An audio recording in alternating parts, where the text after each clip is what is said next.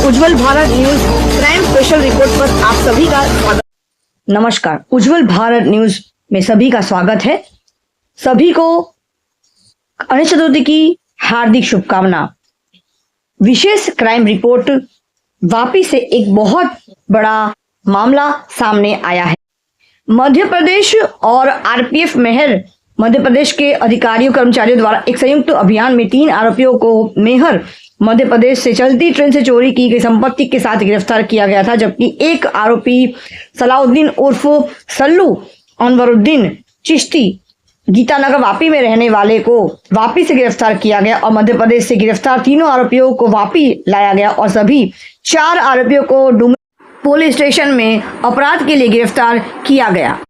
आपको बता दें कि तकनीकी विश्लेषण और मानव खुफिया जानकारी के आधार पर विशिष्ट जानकारी प्राप्त हुई कि ट्रेन के माध्यम से उत्तर प्रदेश की ओर जा रहे थे, इसलिए वलसाड़ जिला पुलिस की एक टीम को तुरंत तीनों आरोपियों को गिरफ्तार करने के लिए भेजा गया और स्थानीय अपराध शाखा द्वारा तकनीकी विश्लेषण के बाद आरपीएफ अधिकारियों से संपर्क किया गया और आरोपियों के बारे में आवश्यक जानकारी साझा की गई और वलसाड़ पुलिस और आरपीएफ के बीच आवश्यक समन्वय भी किया गया था।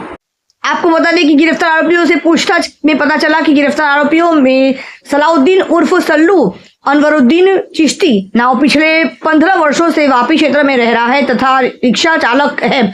इस सलाउद्दीन उर्फ सल्लू अनवरुद्दीन चिश्ती नाव ने अपने ही गांव के आरोपी गौ सुज्जमा उर्फ गयासुद्दीन सैम सुज्जमा से संपर्क किया, जो महाराष्ट्र के मुंबई क्षेत्र के गोरेगांव पश्चिम में रहता है और सजावट का व्यवसाय करता है और वापी क्षेत्र में चोरी और डकैती करने के बात की। इसीलिए आरोपी गौसुज्जमा उर्फ गयासुद्दीन सैम सुज्जमा नाओ ने अपने परिचित नौशाद शोएब खान और मोहम्मद जावेद मोहम्मद अफसर को उत्तर प्रदेश से वापी क्षेत्र में चोरी और डकैती करने के लिए मुंबई बुलाया गया। वे तीनों 2 पिस्तौल और एक देसी पिस्तौल और चोरी के लिए आवश्यक उपकरण लेकर ट्रेन से वापी आए। वे वापी क्षेत्र में रहने वाले आरोपी सलाउद्दीन उर्फ सल्लू अनवरुद्दीन चिश्ती से मिले और रात को उसके कमरे पर रुके। आरोपियों ने वापी शहर क्षेत्र में एक जौहरी के शोरूम को लूटने की योजना भी बनाई थी। अगले दिन 21 अगस्त 2025 को सभी 4 आरोपी हथियारों के साथ वापी क्षेत्र में एक ज्वेलर्स के शोरूम को लूटने के लिए वापी शहर क्षेत्र में गए, लेकिन उस क्षेत्र में गहन पुलिस गश्त के कारण वापी शहर गीतानगर क्षेत्र में एक ज्वेलर्स के शोरूम को लूटने की योजना स्थगित हो गई। उन्होंने विलास बिल्डिंग में एक बंद फ्लैट में मुख्य द्वार का ताला तोड़ा और घर में प्रवेश किया और सोने और चांदी के आभूषण और नगदी चुरा ली। इतना ही नहीं, उन्होंने डुगरा पोस्ट ऑफिस क्षेत्र में सिलवासा रोड पर हरिकृपा अपार्टमेंट के बंद 2 फ्लैटों से चांदी के आभूषण, नकदी और एक लैपटॉप भी चुरा लिया। रात में सभी 4 आरोपी चोरी के सामान के साथ एक निजी वाहन में मुंबई भाग गए और 4 में से 3 आरोपी चोरी के सामान के साथ ट्रेन से उत्तर प्रदेश के लिए रवाना हो गए, लेकिन गिरफ्तार आरोपियों के से अपराध में प्रयुक्त हथियारों के बारे में गहन पूछताछ के दौरान आरोपियों ने खुलासा किया कि ये हथियार आरोपी सलाउद्दीन उर्दू सल्लू अनवरुद्दीन चिश्ती के घर में रखे गए थे, जिन्हें बिना लाइसेंस के अवैध रूप से रखा गया था।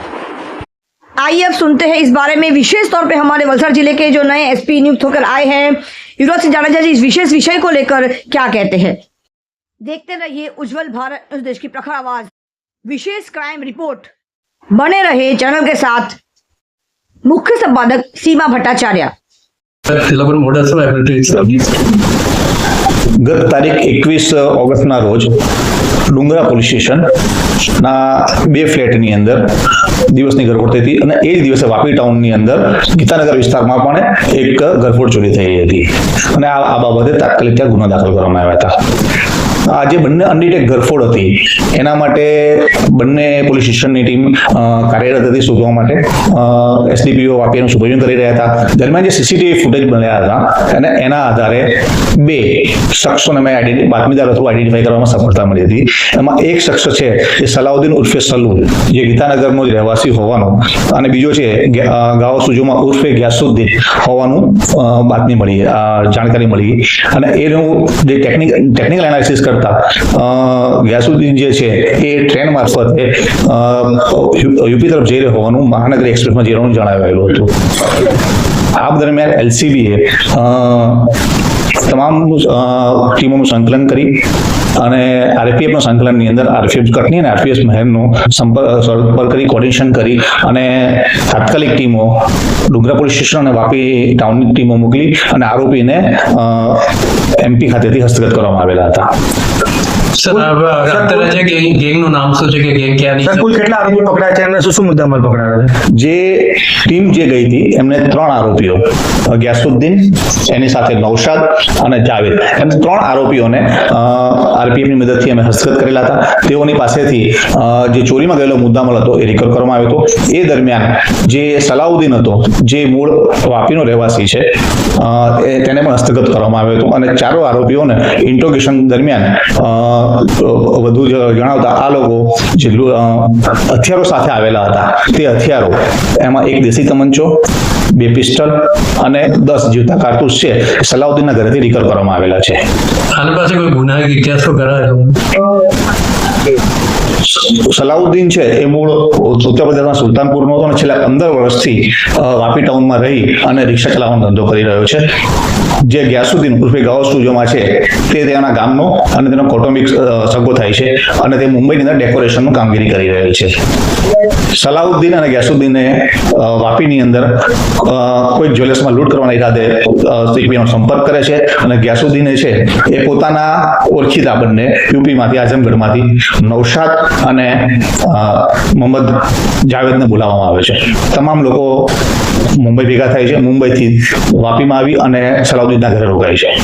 બીજે દિવસ સવારે એ લોકો વાપી ટાઉન વિસ્તારની અંદર જ્વેલર્સ શોરૂમ પર જાય છે અને લૂંટ કરવાના ઈરાદે જાય છે, પરંતુ ત્યાં પોલીસ પેટ્રોલિંગ અને સ્થાનિક જે જ્વેલર્સની સિક્યુરિટી જોઈ અને લૂંટનો પ્લાન છે મોકૂફ રાખે છે અને પછી ત્યારબાદ અહીંયા આવ્યા હતા એટલે ઘરફોડ ચોરી અને અંજામ આપી અને પરત મુંબઈ ખાનગી વાહન મારફતે પહોંચી જાય છે અને ત્યાંથી એ લોકો પરત યુપી જઈ રહ્યા હોય ત્યારે પોલીસ દ્વારા હસ્તગત કરવામાં આવે છે. સર આ લોકો પર કોઈ બીજા આરોપ પણ છે કે નહીં?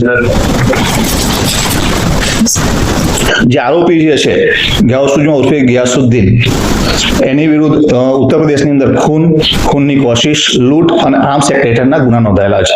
આ ઉપરાંત એની વિરુદ્ધ ઉત્તર પ્રદેશ રાજ્ય ગેંગસ્ટર એક્ટ મુજબ પણ ગુનો નોંધાયેલો છે તથા પોલીસ સાથેની અથડામણમાં એને પગમાં ગોળી વાગ્યાનું પણ એને હકીકત જણાવેલ છે.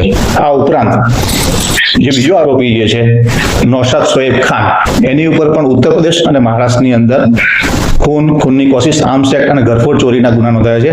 આ ઉપરાંત એ ઉત્તર પ્રદેશની અંદર જયસિંહપુર પોલીસ સ્ટેશનની અંદર જે ગેંગસ્ટર એક્ટ મુજબ જે ગુનો નોંધાયો છે એમાં આજની તારીખે વોન્ટેડ છે. જ્યારે બાકીના 2 આરોપીઓ જે છે સલાઉદ્દીન અને જાવેદ, એનો કોઈ ગુનાહિત ઇતિહાસ હાલના તબક્કે જણાવેલ નથી. અત્યારે ઇન્ટ્રોગેશન ચાલુ છે અને ઇન્ટ્રોગેશન દરમિયાન બીજી વિગતો આવશે તો આપને જાણ કરવામાં આવશે. Thanks for watching UB News. Like and comment and don't forget to subscribe for latest updates. Subscribe our channel.